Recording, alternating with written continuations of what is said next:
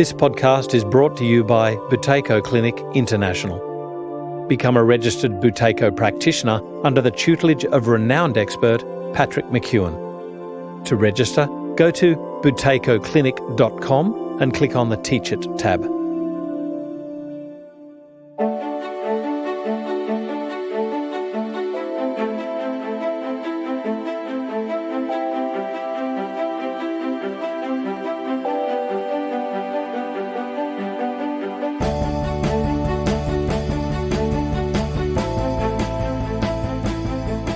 This is FX Medicine.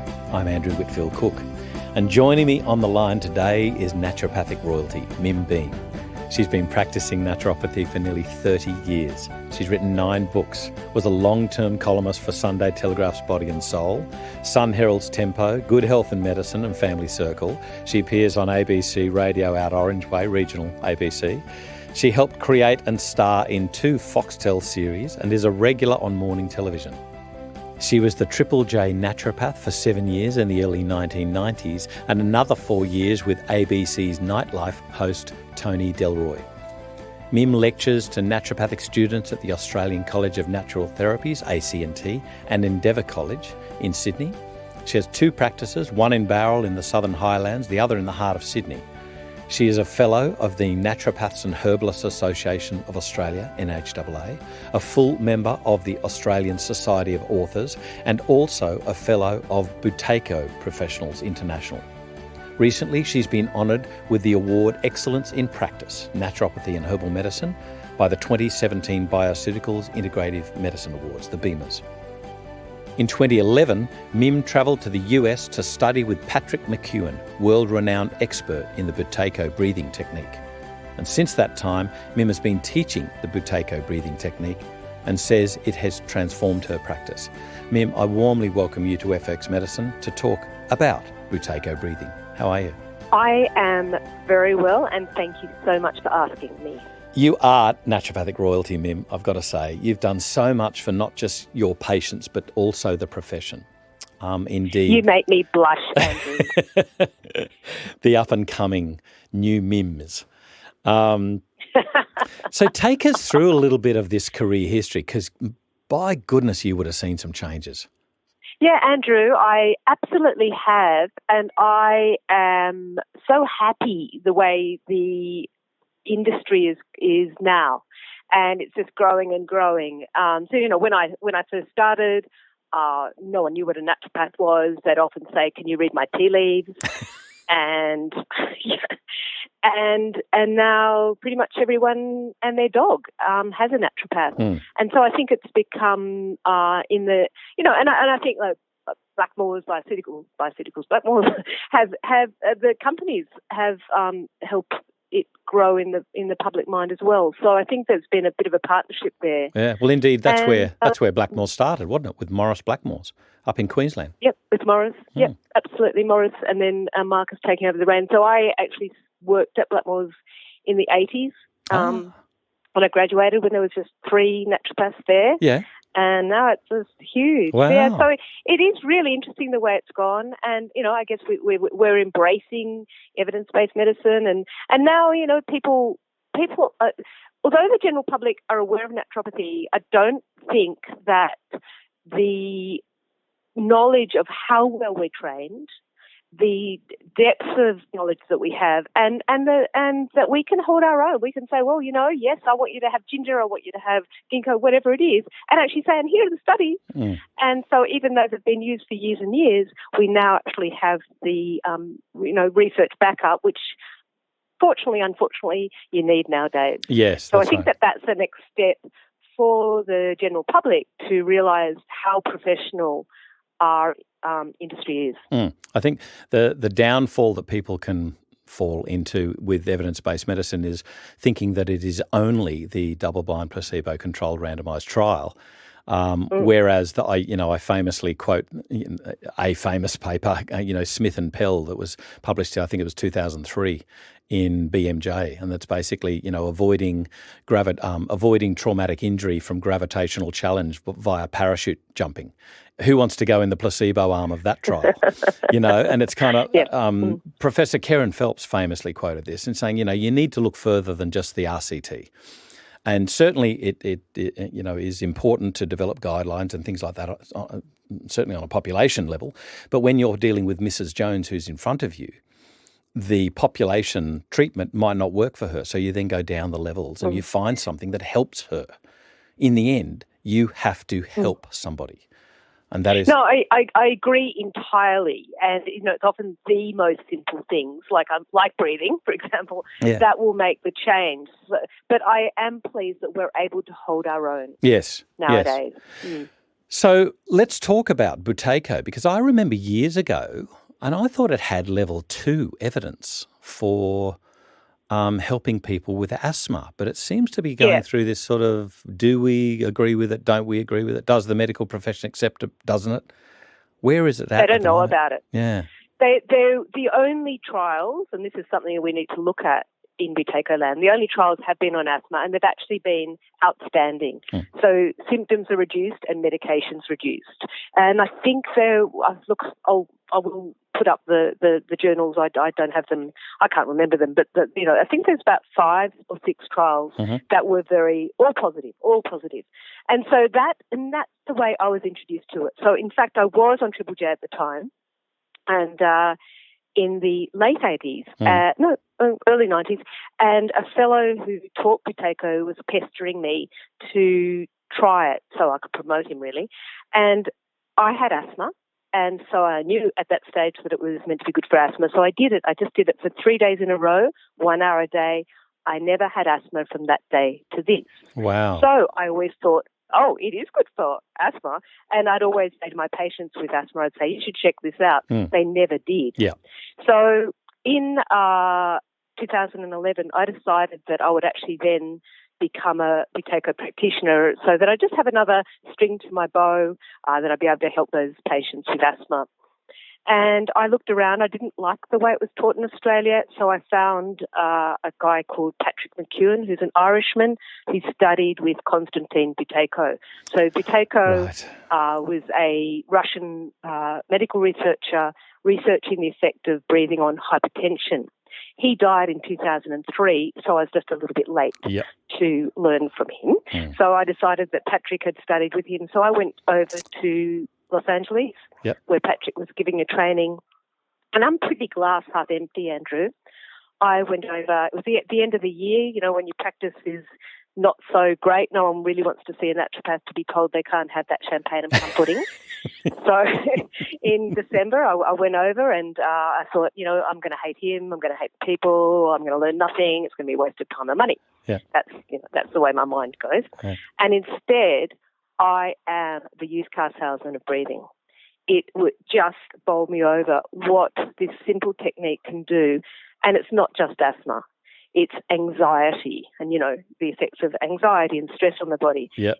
So there are a number of ways it works, and it works at a very deep level. And what it does is it actually changes via neuroplasticity the respiratory centers. So you learn the technique by doing some breathing exercises, but then the changes stay. It's not that you then need to keep on doing it.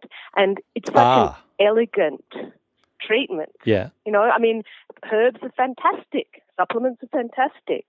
But, if the person needs to keep on taking them, then that's, a bit of a pain in the neck. You're running into patient compliance, and it's expensive, and a lot of people don't like taking stuff. Yeah, compliance falls off, So forgive me here, because I thought that Buteyko was something that you had to, continually practice like meditation. Is this not the case? This is not the case. What happens is we've got the chemoreceptors or respiratory centers in the blood vessels leading to the brain and in the brain, and they get used to a level of carbon dioxide in the blood. And if you raise that slightly, and you can, and the brain will initially the brain, the respiratory centers are saying, no, that's normal. I want to go back to the way I was. And that's why you need to do a bit of a training. And I actually teach it over a 4-week period and give people homework exercises that they can integrate into their lives. And after that, usually the symptoms have either completely gone away, and this is things as serious as sleep apnea, definitely asthma, sinus, IBS. So I'd love to talk to you about the mechanisms of how this actually occurs. Yes. But it's permanent. Wow. So this is something that really interests me, and forgive my poor review of physiology and anatomy prior to this podcast, but my memory of the sort of capnaic areas of the brain was that they were set for, and I used to constantly get this wrong, they were set for not looking at oxygen, but actually trying to detect rising carbon dioxide. Is that correct? Correct, Mundo. Right. Okay, so therefore, it's all about carbon dioxide. Yeah, and this was the problem in like patients with chronic obstructive pulmonary disease, where it is dangerous to give too much oxygen because their capnaic areas are flipped, and they're now looking for low oxygen, not high carbon dioxide. So if you raise the oxygen, there's no trigger for them to breathe, and you knock them off. Is that right? Okay, yeah. So I am on the right. So carbon dioxide gives the trigger to breathe. Now, we're really talking only a small amount. Carbon dioxide is toxic, but your body's never going to let you get to that kind of level. Mm-hmm. So it's all about tweaking it at a very fine level, very, very small level, but that's enough to make the difference. Mm-hmm. So the exercises, and there are a variety of them, are about slightly increasing carbon dioxide levels. So for a start, if someone is a mouth breather, and that's the detested mouth breathers. Yes, the snorers. They are losing carbon dioxide. Snoring. So there are a whole lot of symptoms or signs that your breathing is dysfunctional. Right. So snoring is one. Believe it or not, sniffing and sighing, yawning. These are all signs that your breathing is not optimal. Right. So certainly no one's going to come to see a naturopath because they're sighing a lot. But I'm going to know. Yeah. No, not really. And what are we going to do about that? Yeah, no, to me it was one of the little things you used to look for, though, in chronic fatigue patients, is like, did they sigh a lot? And I found it was, whether I was seeing what I wanted to see, I don't know. I didn't have that much, I didn't have a world-famous chronic fatigue patient practice, but I just used to notice it. And when I'd ask people, they'd go, oh, yeah. And interestingly, chronic fatigue and fibromyalgia, which are kind of like a similar animal, do really well with the buteyko. Okay. Really, really well. And they're the patients that are like really hard work. Often it's kind of, because no one of them is the same. Yeah. But they respond really well. And in fact, Patrick, he has classes entirely made up of CFS and fibromyalgia patients. Oh. And so, interesting. So if the breathing, and this is the thing, you can tell how excited I get, but it may be that the breathing is not 100% of the problem, but if you can take that part of it, the rest, whether you're using herbs or acupuncture or whatever your modality, it's going to be easier for you to then do the rest of it. Yeah, it's one of the top 3 free nutrients: air, water, sunlight. So here's something that I'm confused about, though. Like, I'm thinking about what we would normally class as deep breathing exercises to draw in quote unquote oxygen and relax your body because your muscles are now getting oxygenated blood to the tips of your fingers. That's not how it works. That's right. And this is going against that. So we're not talking yoga. No, we're not. And it explains physiologically, biochemically, how yoga and meditation actually works. Ah. So let me explain. Please do. So a slight increase in carbon dioxide relaxes smooth muscle.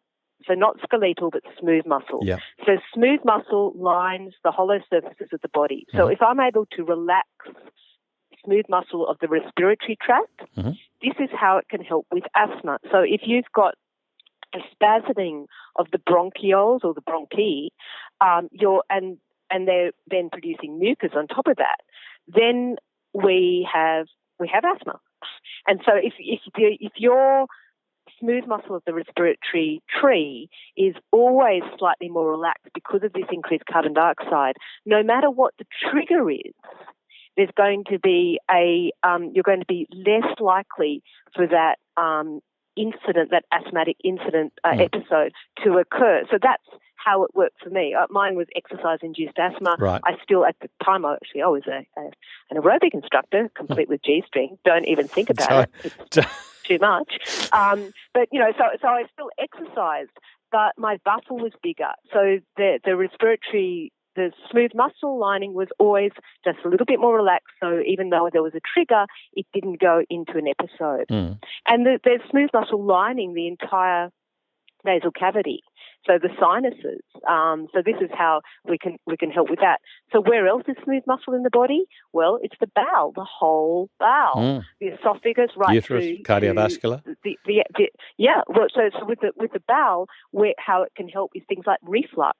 It can help with IBS. Any of the kind of the mechanical spasming of that whole tube. Even the gallbladder is and the common bile duct, that smooth muscle, relaxing that.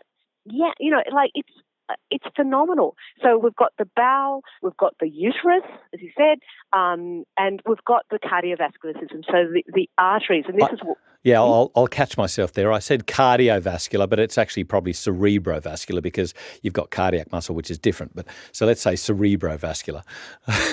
Well, that's right.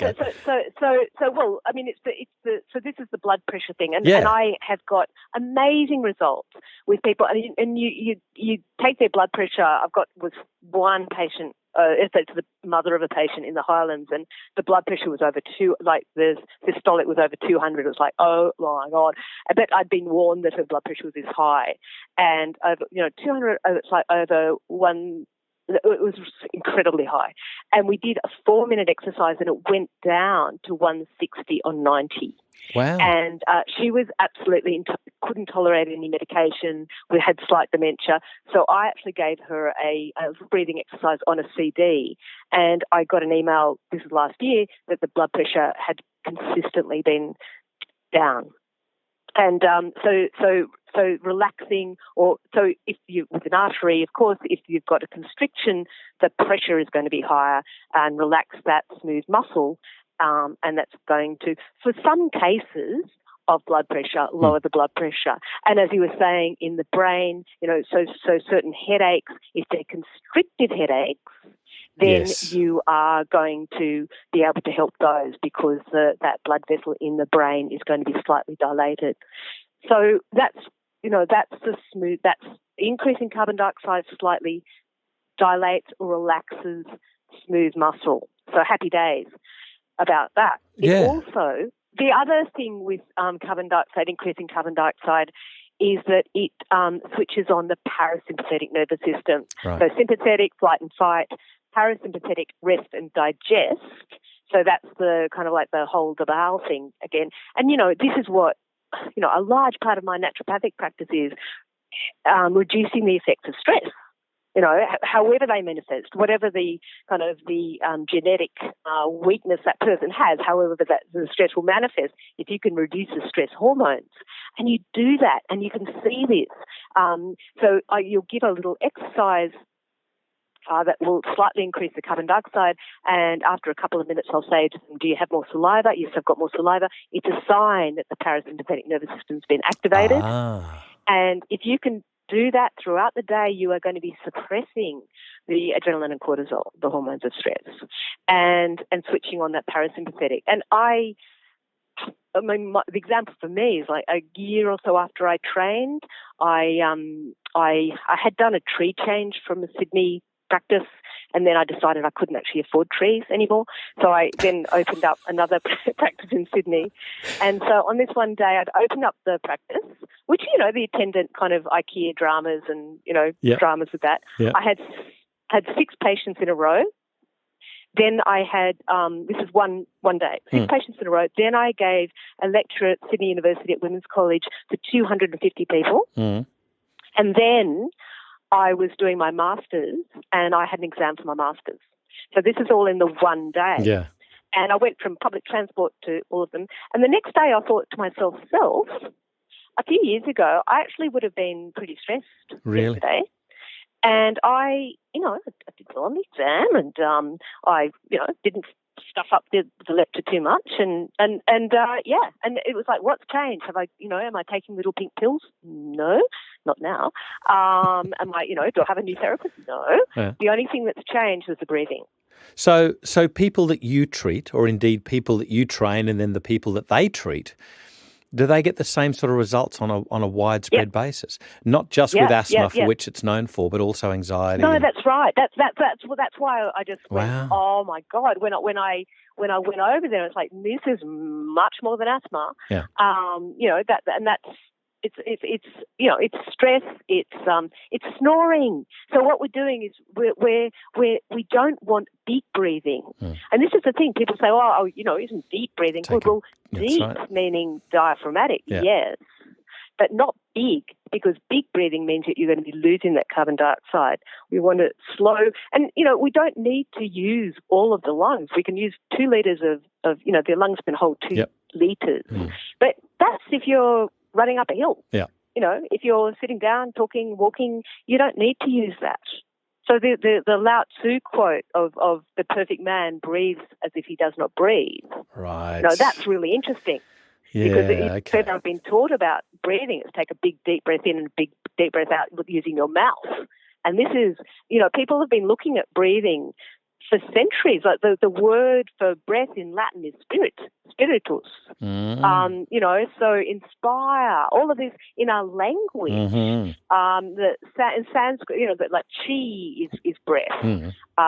So all of these how breathing has been so important through the centuries, we've lost it. When I say to people I teach breathing, they go, I'm all right, I'm alive. And I go, well, you can be alive and your diet is crap. Yeah. You can be alive and you don't do any exercise, but how well are you? Yes. I got to say, I had oversimplified it. I'd pigeonholed it into mainly asthma. I knew there was some work on, I think, migraines or something. Is that right? I don't know if that, I've got them all, in a file. Yeah.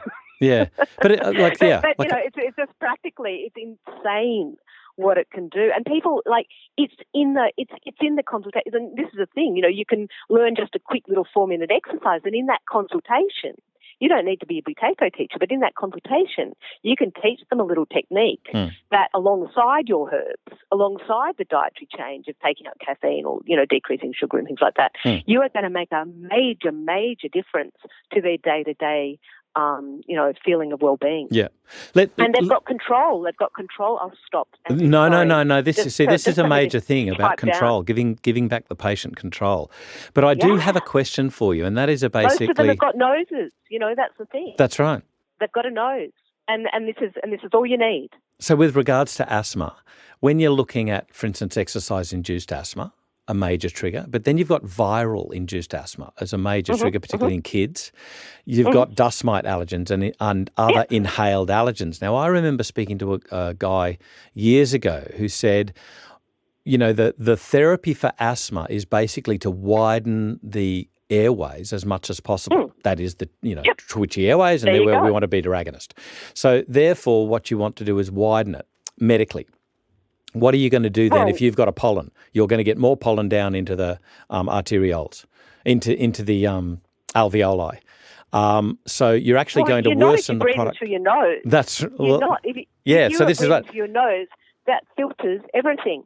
Right. So this is the thing, is like he was saying about Buteyko breathing having this effect about balancing the inhalation of these allergens, danders, whatever they are, whatever you're talking about, so they don't actually penetrate so much. They're not going to go into the lungs at all if you're breathing through your nose. Right. So then the membrane, the nasal cavity, mucous membrane lining the nasal cavity, which is enormous, it's a third of the skull. If you are using your nose to breathe, any of those particles are just going to be neutralized by either nitric oxide, of which that membrane is the greatest producer in the body, Right. Not more than even the arteries. And also we've got lymphocytes there. We've got, if you are breathing through your nose, you're not going to get those. You're going to neutralise it. So if you're breathing through your mouth, different story. And that's what we teach. You do not breathe through your mouth ever. Gotcha. Okay, so going further, a little bit further. So you've still got an allergen to somebody that might react to a pollen or something like that. How then do they treat that part? Well, it's not. It's like okay. The trigger and this is the thing, that you may still have a trigger, but because the ambient state of the smooth muscle is always more relaxed, more open, then the trigger may constrict it a little bit more. But it generally depends. And I mean, I'm not talking about anaphylaxis. Yeah. But just that, a general, I have a dust allergy, whatever. We're not saying you are not going to be an allergic person. What we're saying is you're not going to react as much. So the twitchiness of the airways. But I guess where I'm going with this is the inflammatory component of asthma. That's, you get your relievers, which is your beta agonist type medications. And the newer forms, but now you've got the preventers, so your steroidal type things to decrease the chronic inflammation. You're going to need. I mean, and that's where the studies show decreased medication, both of both, the preventers and the dilators. Yes, really, preventers as well. Yes, absolutely. But you see, this is defined by peak flow monitoring or spirometry or. Like you can use less, but does it? What's their actual lung health? You've got less symptoms. You decrease. I mean, the medications decrease, the symptoms of decrease. So the symptoms decrease. So it doesn't. It's not going to, because the smooth muscle is more relaxed all the time. Then you're going to. There may be a trigger, but it's not going to constrict to the level where it did before, and then the mucus production on top of that. Yeah, right, okay. So then, I mean, I would always espouse objective monitoring of something like asthma, particularly with, what I used to commonly see when I was nursing was people would say, oh, my asthma was really bad last week, but now it's okay. Really? What did you do last week? Last week I mowed the lawns. This week, what have you done? Nothing. I've been sitting in my chair. Well, of course you're not going to get as many symptoms. So we need to look at objective monitoring, something like, peak flow monitoring at home, spirometry every now and again whenever you can get a GP to do it. Yeah, sure, but how many times do you need to use Ventolin? You can, and with hay fever, how many tissues do you use? You can do it more simply. No, I haven't needed to use my Ventolin at all. Then I say to them, and of course when you're teaching, you just say, please do not stop your medication. Of course, but if they say, well, I was using my Ventolin 4 or 5 times a day, and now I'm not using it at all, I say, well, now's the time to have that discussion with your doctor. Can we start maybe reducing some of the steroids? Yeah, with using objective monitoring like peak flow or spirometry, Yeah, sure. Yeah. And just symptoms, Yeah. And so we've spoken about anxiety. Cardiovascular, though, where you've got cardiovascular issues where nitric oxide will relax the smooth muscle, but if you've got an atheroma there or a fatty streak, then you're starting to actually impinge on the relaxability, the elasticity of the arterioles. And I mean, as I was saying, but I mean, it's also the capillaries. So you're opening up the capillaries, so you've got more blood flow, therefore nutrients, therefore oxygen. But Andrew, so then finally, what increased carbon dioxide does is initiate the Bohr effect, BOHR, after Christian Bohr. Christian Bohr. Yeah. Christian Bohr was Niels' father, and Niels Bohr was got the Nobel Prize for understanding the atomic structure. So his father, Christian Bohr, discovered this this physiological effect whereby increasing carbon dioxide releases more oxygen into the bloodstream. So you've got your hemoglobin on your red blood cell carrying oxygen, and it's ferrying so from the lungs, we're breathing the gas exchange, the carbon dioxide goes out through the lungs, the oxygen comes in, jumps onto a hemoglobin molecule on a red blood cell, travels around the body, and it's the presence of higher carbon dioxide which will mean that the oxygen will leave that hemoglobin molecule more readily, and that's known as the Bohr effect. So regardless, and this is where with someone with COPD, this is the benefit. We're not, if that lung tissue is damaged or compromised, the breathing's not going to change that, but it's going to change the amount of oxygen available in the body and brain because of this Bohr effect. I'm wondering about with regards to acidity. And we get this common naturopathic theory about measuring acidity, the body's acidity. And I have issues with this. Where are you measuring that? Okay. So we measure acidity in the blood via the anion gap. So you add your potassium and your sodium, and you subtract your bicarbonate and your chloride, and then you have your anion gap, and you kind of want it to be about 10. All right. Yes, absolutely. CO2 is an acid, but what the thing where the anion gap just doesn't measure it is measuring the other metabolic acids, right? And these are from the food, these are from stress, these are from inflammation, and that is going on intra and intercellularly. I'll stop. And the blood is this snapshot, and it will be, the bicarbonate ions are going to be mopping up any acid all the time. So it's when naturopathically we're talking about someone who's acid, we want them more alkaline. We're talking really in the cells. Well, we'd like to, but we're not measuring that. We're measuring urine and things like that. And I just wonder how reflective of the actual intra and intercellular state these measurements that we make is. I think the anion gap is a pretty good indicator of that. So and the breathing, the change that we're doing with the CO2 is really marginal.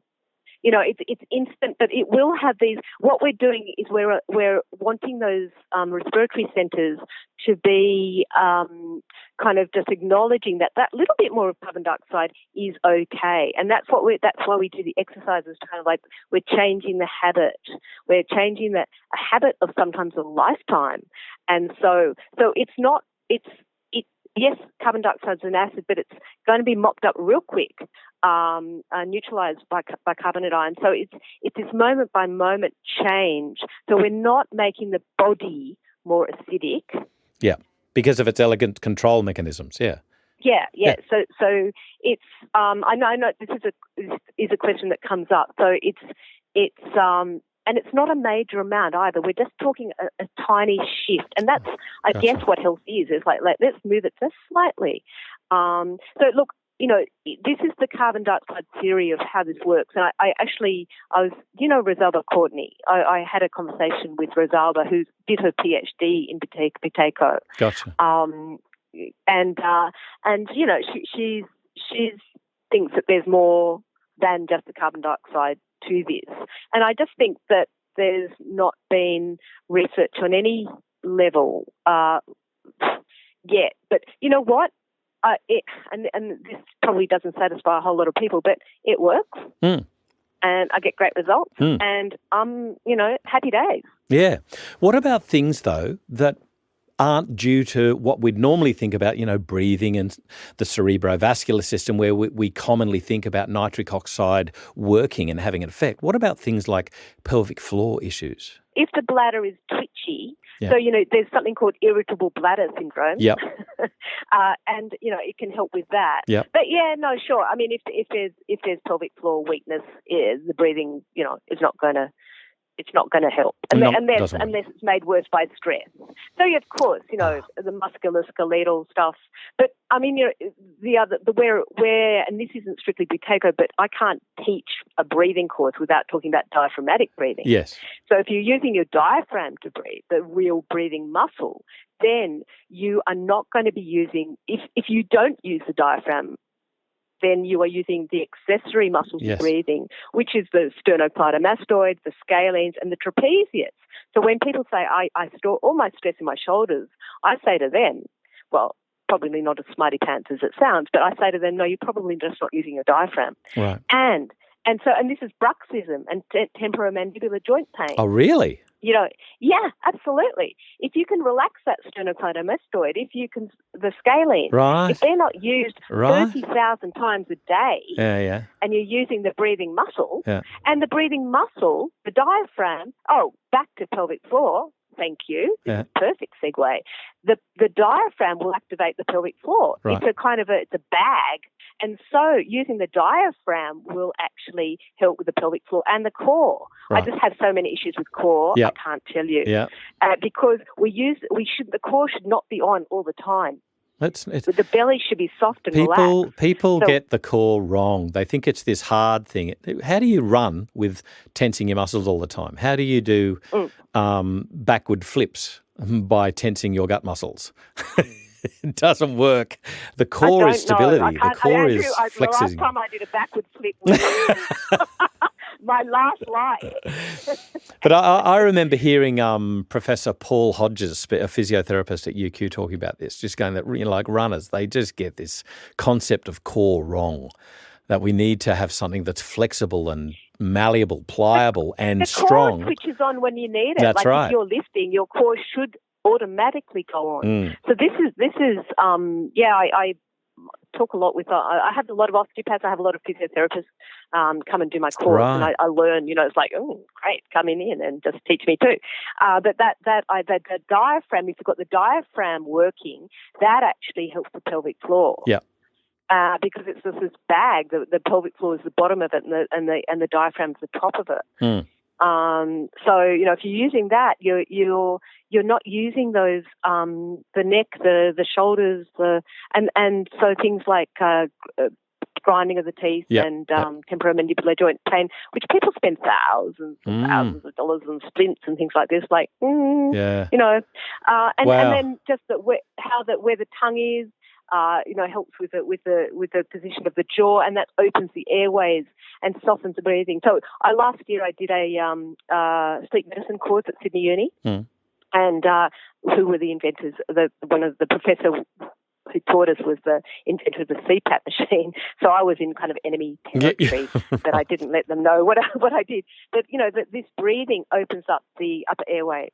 Wow. And so for things like sleep apnea, which is such, people, a huge issue. It's a huge problem, huge issue. Associated with diabetes, heart disease. So, reducing sleep apnea, because people do not want to use 50% compliance with a CPAP machine, and the CPAP machine is kind of the benchmark. But people spending thousands on that, thousands on dental splints, and just by changing the breathing, you can really improve, if not take away, sleep apnea and snoring. Okay, what about structural impedance of the nasal passages? I mean, obviously you've got a physical thing. If you've got if it's a bone, if it's a septal deviation and bone cartilage, no, probably needs surgery. But if it's soft tissue, so if it's polyps, any soft tissue swelling, absolutely, this will it will help. Help with that. Yeah. Okay, so obviously this is something that people evidently have to learn, obviously, and we're going to talk about where they can learn from you a little bit later. But just before we get into that, a couple of little hints and tips and techniques maybe for our practitioners, just to whet their appetite. Okay. Here's my first question. You've got a polyp in the right side of your nose, totally impeding airflow. How do you then initiate buteyko breathing when you're trying to get past a physical mucoid obstruction? Well, if that person can breathe at all, they will probably be mouth breathing because they'll find it easier. Yep. If they can breathe at all with the mouth closed, that will start the process. Gotcha. Because we're already not losing so much carbon dioxide. I guess if someone is totally blocked up, maybe we do steroids to just reduce it so that they can then start the process of breathing through their nose. And then you can start. So an example is what we call a reduced volume breathing, and that's blocking one nostril. So if someone, I was picturing this last night, someone did have a polyp, and that's the nostril you block. Right. And then you can start slightly occlude the other nostril. So what this is doing is increasing the carbon dioxide. It's uncomfortable for sure. It's not comfortable, but it's very, very powerful medicine. It's very powerful message to those chemoreceptors Yeah. to be okay.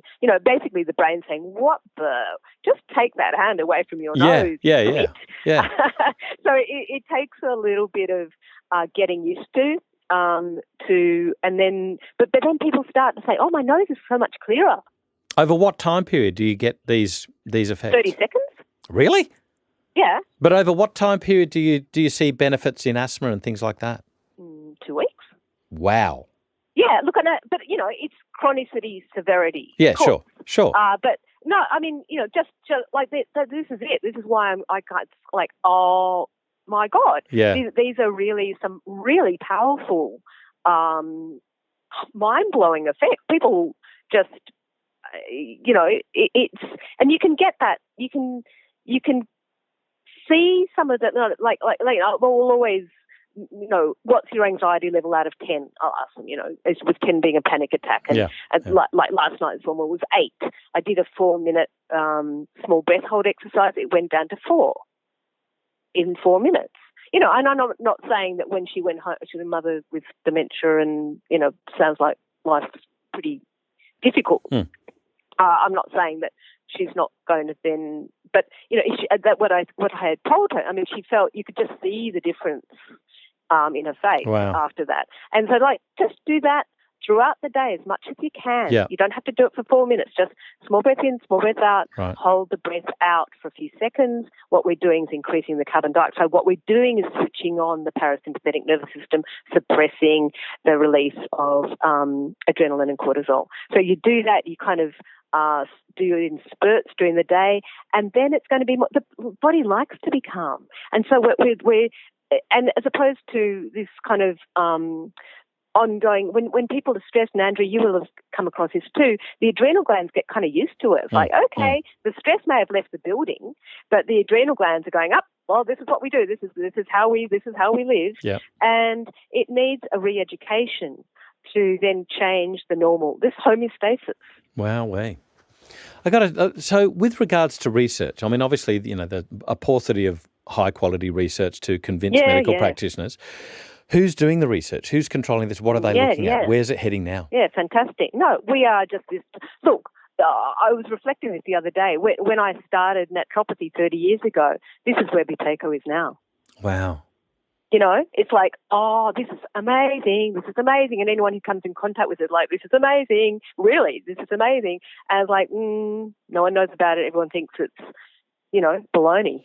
But and yet, until I remember being it. But I remember it being on the website of, was it the politics. Asthma Foundation or the National Asthma Campaign or something? Some years ago. I can't find it now. Andrew, I know this is, just between you and me.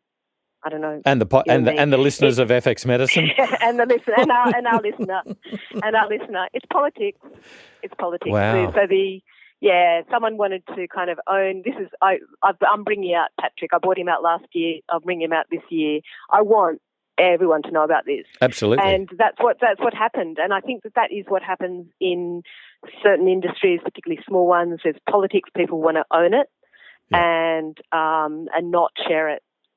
Or just kind of like greedy. I can't believe when you've got serious issues like sleep apnea, people spending thousands, and the worst thing is getting poor compliance. So where that's a known poor compliance, and you've got something that might help them, surely any reasonable GP would be investigating Buteyko breathing. I just don't understand it. Well, I mean, I have quite a few GPs who refer to me and send their patients to me for sure, and dentists because it's TMJ. I'm going to be cynical, but the splints cost between $2,000 and $4,000. The CPAP machines cost between. It's an industry. It's a huge industry, and the CPAP world. It's like every single student. They're doing so many studies, so it looks amazing. Evidence-based. It's totally, and I'm in the same position as 30 years ago, but it actually works. Yeah. Wow. It actually works. This little bleat. And, so I feel like, naturopathy's come so far as we began. Here's a call for you, Mim. You know how you've done your masters. I'm too old. You need to do your PhD. I am a dinosaur. I am a dinosaur, and I don't have the energy time. I'm not an academic. Right. I'm not academic material. So Rosaldo Courtney? This is what Rosalba did a PhD in it. Yeah. And Rosalba, no spring chicken either. I mean, she's got more energy than I do possibly. This is absolutely where we need some research. That an allied profession is orofacial myology. Right. Am I talking too fast? I'm talking too fast. Anyway, orofacial myology, they're doing the research, and they're doing the research on exercises for the throat, mouth, and showing that what journal was that in? But that has been showing to reduce sleep apnea, and people are watching that. What's this space? So, Buteyko and orofacial myology are actually often taught together. Wow. And I did an orofacial myology course last year. And so, strengthening the muscles around the pharynx, keeping, because they get lax as we get older, just like every other muscle. Yeah. And so, those exercising and also softening the breathing, because if you're like the Bernoulli effect of, sucking on a straw hard, like big breathing or snoring, you're going to narrow that airway. Yeah. Yeah. Got to narrow that tube. So if breathing is gentle and soft, it's going to be like, the airway is going to be more open. Yeah. And, reducing snoring and reducing sleep apnea. So you've mentioned that you're bringing Patrick McEwen out to Australia. Where can... For a practitioner, Where can international practitioners learn more about Buteyko breathing from reputable sources, like Patrick McEwen, and also what's happening with Patrick McEwen and Buteyko breathing in Australia? Can you take our listeners through what's happening internationally and Australia, please? Well, internationally, Patrick is the leading Buteyko practitioner in the world. Gotcha. And he travels incessantly. Like, the man is home in Ireland like 2 weeks a year. He is talking at sleep conferences. He's talking dental conferences. So he's in demand all over the world. And so I'm absolutely blessed, to be in contact with this man. And then he made me a fellow of his organisation, which was very nice. But I'm really committed to widening this knowledge in Australia. So he came out last year, as I said, and, various practitioners. We had a number of dentists. Dentists are quite interested in this, but, it's such a good thing for a naturopath. It really adds to your practice. It's Absolutely. It's not a very, you only need to teach a couple of little exercises, and you're going to really, value add to your treatment. Yes, absolutely. So I teach a lot of physiotherapists. In fact, I teach at physiotherapy practice. I don't know whether you know Anna Louise Bouvier, quite a well-known physiotherapist, and I teach all her physios, 18, 20 physios, and they integrate this into their practices as well. This is awesome. And yeah, it's fantastic. So, as psychologists, physiotherapists, dentists, dental hygienists, and naturopaths, and massage therapists, it's fantastic. This is tiny extra little thing you can do, which is really going to make a big difference on top of whatever your modality is. So I really thought it was just going to be a little string to my bow, but I'm obsessed now. But I think it can really value add. So, even doing I do courses for the public, and the two organized ATMS and NHAA, they give CPD points for practitioners doing my little 4-week course. And that's, a lot of doing it for your own personal reasons if you identify with any of those conditions. And I've got a checklist on my website. Great. Yes. So what's your website where practitioners can get further information?